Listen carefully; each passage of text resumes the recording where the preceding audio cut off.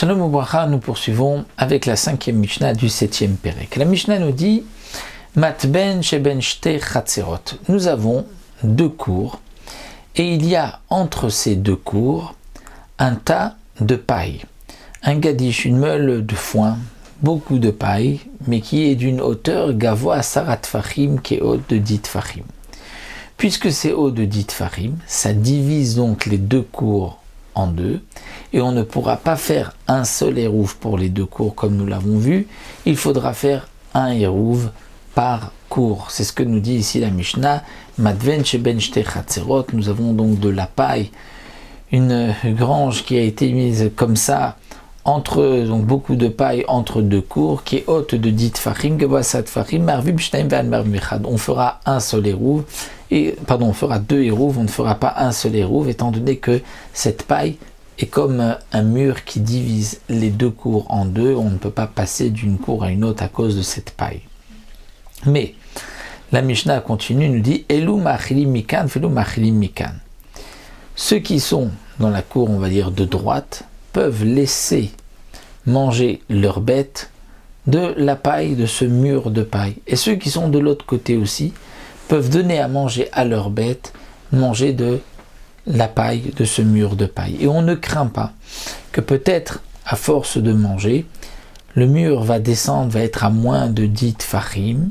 et à ce moment-là, ça deviendra un seul domaine, et ils ne vont pas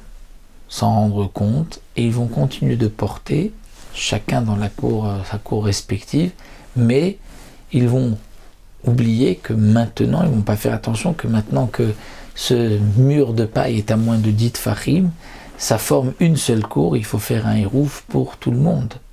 Eh bien, malgré tout, on ne craint pas une telle chose. Pourquoi ? Parce que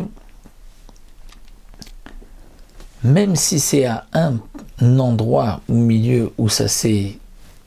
a diminué,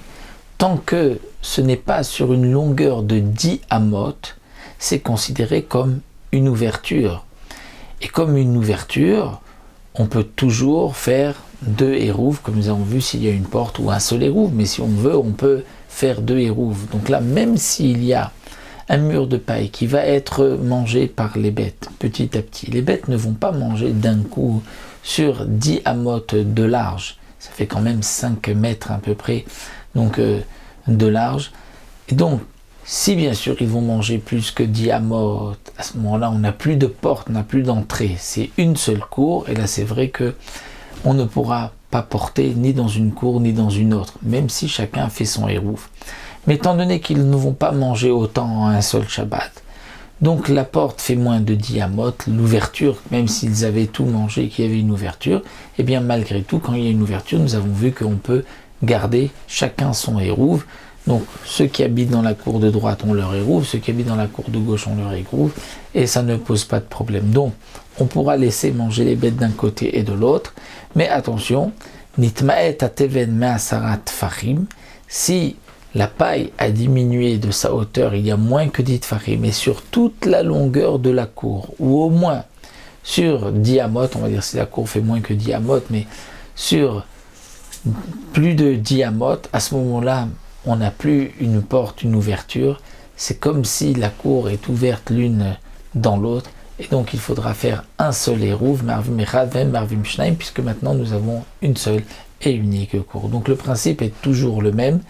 Lorsque nous avons deux cours, chaque cours fait son érouv. S'il y a une porte communicante, on pourra même faire un seul érouv, si on veut, ou on fait deux érouv. Et si c'est ouvert et qu'il n'y a qu'une seule cour, même s'il y a des propriétaires différents, mais il y a une ouverture, ou même la porte fait plus de 10 amot, donc là il faudra faire un seul érouv, c'est considéré comme un.